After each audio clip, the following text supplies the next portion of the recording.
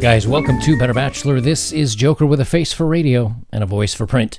I get asked quite often by emails to my page here on YouTube, which is being the best bachelor at gmail.com, if you want to send something in. And I don't get to respond to all of them because I get hundreds of them. But quite often I'm asked, hey, how do you kind of go about your day and how do you read this stuff without getting upset, without getting angry, without getting frustrated? How can you just look at it from an analytical point of view?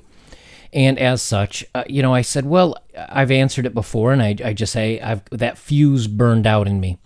But I wanted to look a little bit deeper into it to maybe pass some advice on to you guys so that if you have an issue in your life, or many times I read the comments on my videos, and I see a lot of passion in them. And I'm always surprised because I say to myself, I think guys are kind of beyond caring at this point. Many of you have said I've moved on and I'm happy and so on and so forth. But then others say, I really hate, or I hate this, or I hate and I hate. There's a few things that I hate as well. I hate double standards. I hate rules for one group of people, but not for another group of people. I hate when things aren't even, which is really what got me started on this whole channel. But I wanted to read some quotes and some information because the opposite of love is not hate. The opposite of love is indifference, is not caring anymore. But I wanted to look a little bit deeper on this. So let me get started on the recording, and you'll see what I'm talking about. Now, Eli Wiesel is I've done a little bit of digging. This probably isn't his original quote. The opposite of love is not hate, it's indifference. That belongs to somebody else. They think it was translated out of Germany back in the 1800s. But the point is, he says the opposite of love is not hate, it's indifference. The opposite of art is not ugliness, it's indifference. The opposite of faith is not heresy, indifference. And the opposite of life is not death, it's indifference. Meaning this, that what's a good way to put this? When you look at threads online, whether it's on a certain website or whatever, and you see people posting a conversation from somebody, and they go from, I'd really like to hang out with you, I'd really like to meet you, or I really miss you, or I really love you, and when that's not getting them the desired effect, they flip it, and they very quickly say, well, then I never want to talk to you again, or you are just an awful person and I hate you. And you're kind of like, wait, just 3 sentences ago you were saying you love me and you miss me. This doesn't make any sense.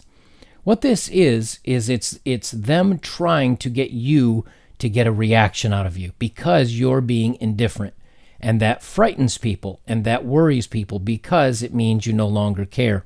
And if you no longer care, you have all the power. You have all the control of a situation. When I've had a couple of trolls come into my threads, I try to talk to them a little bit and maybe see if we can land somewhere on let's actually make this an interesting discussion versus us just tossing insults back and forth. And if they do, then we'll have an interesting discussion. I never wanted this channel to be, hey, you should agree with me because my thoughts are right. That's not the way to look at it. It's let's have a conversation about this. I want to see how you look at things. Here's how I look at things. And maybe we have a different view of the same subject, and I find that interesting. I like to know how people think. But the whole way to win the battle of being happy is finding that point of indifference. Let me flip over to this other article. Ever hated someone you used to madly love? Neuroscience says you're normal. The end of love looks like the beginning of war, they say. But this is an interesting study, and I wanted to read a little bit of this article, and then we'll talk a little bit about this as well. It says, love is a mystery. It's one of the most ancient of all the mysteries and the most lasting. And one aspect of the mystery is how you can go so quickly from loving someone to absolutely positively hating their guts. Now neuroscience is explaining that part of the mystery. A recent study out of Wellcome Laboratory of Neurobiology took volunteers with a deep hatred for a specific individual and scan their brains. It's probably not a shock to learn that the majority of participants chose an X. Some selected a professional rival, and a small percentage chose a famous political figure. Researchers then analyzed the neural activity of participants as they gazed upon photos of their most abhorred person in the world, with reactions to people about whom they felt neutral as a control. The results surprised even the scientists. They found that the hate circuit includes two parts of the brain found in the subcortex, the putamen and the insula. The putamen is part of the brain scientists already know has to do with contempt and disgust, and may be also involved in the motor system. The insula has been shown to be involved in responses to distressing stimuli. The surprising part, according to neurobiologist and head researcher Professor Samir Zeki, the network involves regions of the putamen and the insula that are almost identical to the ones activated by passionate romantic love. In other words, the wiring in the brain associated with hate is the same as that of love. Hate is also considered to be an evil passion that should, in a better world, be tamed, controlled, and eradicated. Yet to the biologist, hate is a passion that is of equal interest to love. Thus, while love and hate are seemingly polar opposites in literature and in our common thinking on the subject, physiologically speaking, they are quite literally intimately related. So, I find this interesting because, so often when you love somebody, and I've loved relationships and people in my past, I've loved women very much, and when they've done me wrong by cheating to me, by lying to me, by doing whatever, the hate and the frustration and the anger and the incredulity of what they have done to you can be overwhelming. It can drive you mad. You lose sleep at night. You're tossing and turning, the emotions that are going through you. And that's closely because you went from love to having that yanked out from underneath you, and they may have done something so bad to you that it's turned to hate, but in the equal amount of force, or in an equal amount. So in other words, if I love someone on a scale of 1 to 10, if I love that person as a 10 and they mean everything to me, and they do something that is so devastating, so awful to me, I may equally respond with hating them to a level of 10. Where if I love someone with a level of 2 and they do something wrong to me, you kind of go, well, it is what it is. Boy, did I get screwed over on that one. And you're upset with them on a level of 2. So when it comes to, and I'm not saying that you're wrong for thinking this, but when you think of people that have wronged you and people that have hurt you, if it still bothers you, and if you're still angry about the situation, that means that you still care enough that it still bothers or hurts you. You can truly know when you're over a situation or no longer really upset or care about that person when what they've done doesn't bother you anymore. That's how you know you've truly moved on. As such, when I talk about things that I think are unfair to guys or things that have happened, I don't care very deeply, or I don't get very angry. I don't get angry very deeply as well.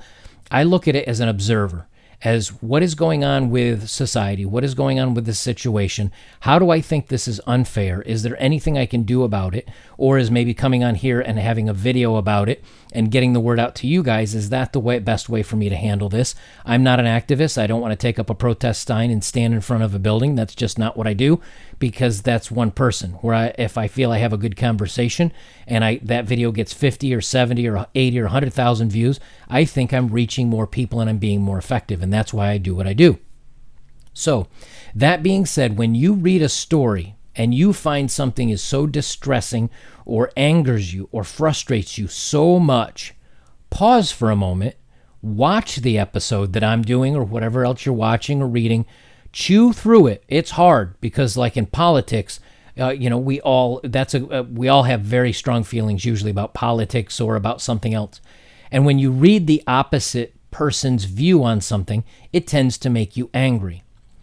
But it means that you care about your side. In other words, like if I like political party 1 a lot, that means I'm usually pretty angry about political party 2 a lot. That's where Twitter wars come in. Then there's other people that sit on the sideline. I'm actually a sideline sitter, where I care about politics a 3 or a 4 out of 10. And so the opposite side doing things I don't like bothers me to a 3 or a 4.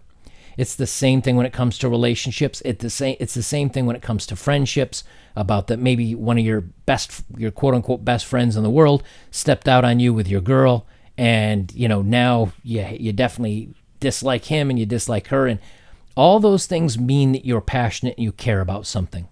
So where is the path to happiness? I don't mean that it means you become, disinterested in everything and emotionally detach from everything in life. It means having a healthy balance in what you interact with and what you do with your life. So in other words, I'm very passionate about my hobbies. If they were taken away from me, I would be upset about that.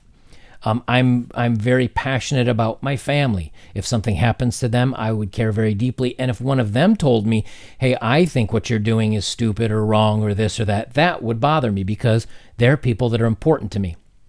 But when I have somebody that I used to care about very deeply, say it was a romance or a relationship, and I see them doing well and happy on a social media or in public or whatever, if that still bothers me and I get very angry about it, I have to stop and say, okay, there's part of me obviously that still cares.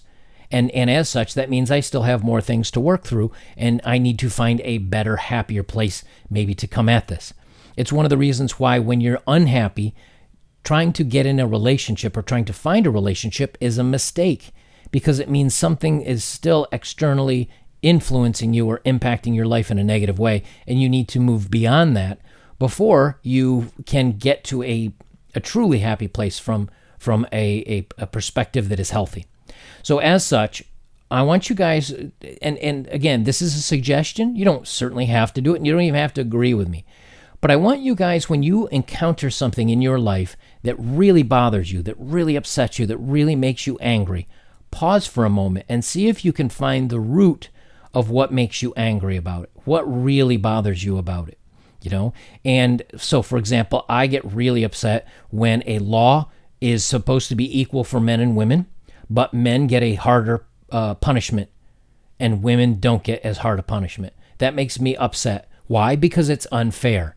And I know I like fairness, so I can find the root of my dissatisfaction with that.